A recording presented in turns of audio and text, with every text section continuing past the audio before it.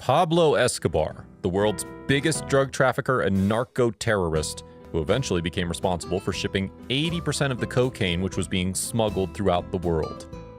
In the mid-80s, the man actually became the richest individual in the world and had a total net worth of $30 billion. He became who he was because he surrounded himself with some of the most loyal, yet lethal people one could imagine. They did anything and everything that was asked of them, including some seriously brutal murders.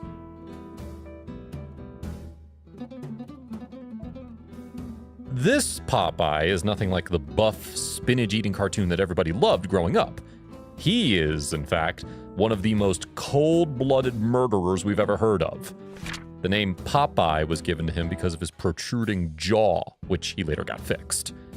Born on April 15, 1962, Popeye originally belonged to Yarumal, Antioquia, Colombia. However, his family moved him to Medellin when he was 7. Medellin was not the safest place. Popeye himself spoke about growing up there and said that the place had already been quite violent when he moved there. He also recalled an incident when 7 people were murdered near the house where he lived with his family, and shared that the feeling of death that came with the smell of blood fascinated him even as a child. This might come as a shocker to you, or maybe not, if you come from a military family, but Popeye was actually recruited by the Colombian National Army. After a while, he joined the cadet school of National Police. His family might have thought their son was meant to help and protect people. Little did they know. The saddest part is the military and police training that he received in order to serve the public was later used by him to take so many lives. Okay, so John only ever willingly admitted to murdering 257 people. We can't even imagine the actual number of the people he never confessed to killing. Not only that, Velasquez was indirectly involved in 3,000 murders as well. These were assassinations he arranged or made happen. He was often referred to as a genius for the way he planned all those killings with absolute skill and precision. The man was even responsible for kidnapping several high-profile people, including mayoral candidate Francisco Santos, Attorney General Carlos Mauro Hoyos, whom he later confessed to having murdered, and even Bogota mayoral candidate Mr. Andres Pastrana. Velasquez was given the title Asesino de Confianza de Pablo Escobar, meaning the murderer of respected Pablo Escobar. Even though the man didn't seem violent or dangerous, with his soft tone of voice and gray hair, he was one of the most disturbed and vicious killers to have ever lived. Always had been since the age of 17.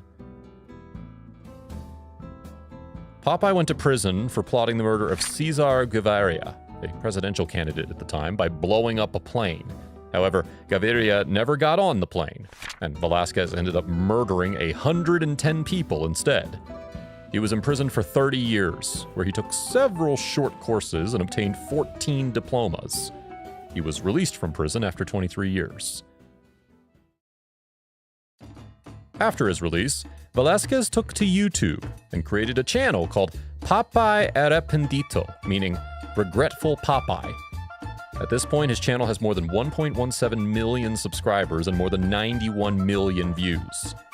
His channel's description is about how he was born again after spending over 2 decades serving the worst kind of punishment. His channel has commentary on several political issues in Colombia, as well as several interesting stories from his cartel days. There's something funny about the fact that a man who was once responsible for trying his hardest to disrupt Colombian politics actually discusses the country's politics now. He was arrested again in 2018, by the way, for criminal conspiracy and extortion. Can't say anybody was surprised. He even wrote and published a long-titled book in 2015 called Surviving Pablo Escobar, Popeye the Hitman, 23 Years and 3 Months in Prison, which was launched as a TV series by Netflix in 2017. Also known as Blackie, a nickname given to him due to his African background, was born in Colombia. He was one of Escobar's closest, most trusted associates. He was so close to the man that for a long time he worked as the drug lord's guard and hitman. Nelson was a widely known how do we say this without sounding crass? Bully. Yeah, let's go with that. Despite his bad image among his peers, Escobar felt at ease having the man close because he had a strange sort of faith in him.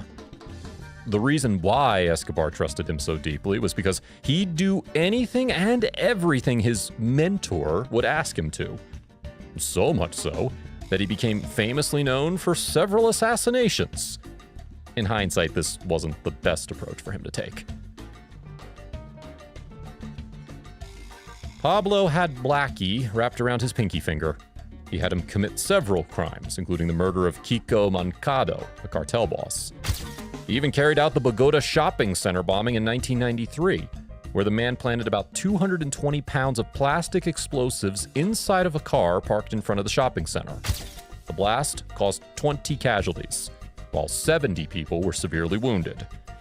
He even kidnapped Isabella Batista, Felix Gallardo, and Miguel Angel on his boss's orders and brought them over from California, USA to Escobar's estate in Medellin. No one knows. The whereabouts of Blackie are unknown today, and many speculate that the man is in the witness protection program, hiding away, living the rest of his days looking over his shoulder. We had to talk about this guy. Known as La Kika, meaning fat girl, the man was given the nickname because he apparently looked like his aunt. The man is considered to be the most violent of Pablo's assassins.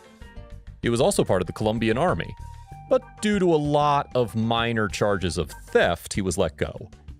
After that, he landed straight in the Medellin cartel and soon became one of the best torturers present.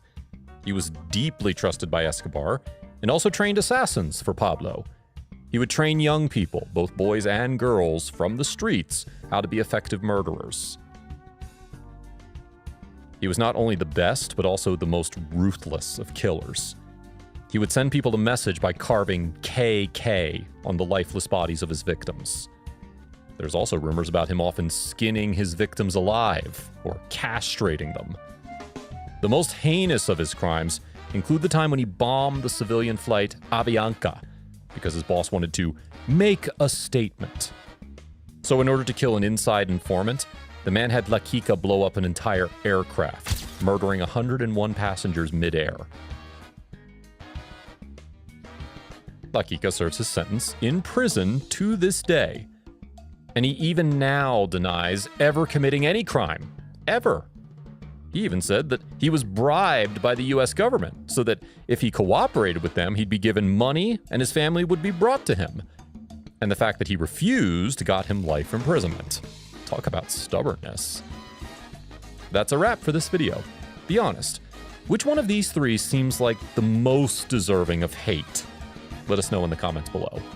Make sure to give this video a thumbs up and subscribe to our channel for more videos like this. See you in the next one.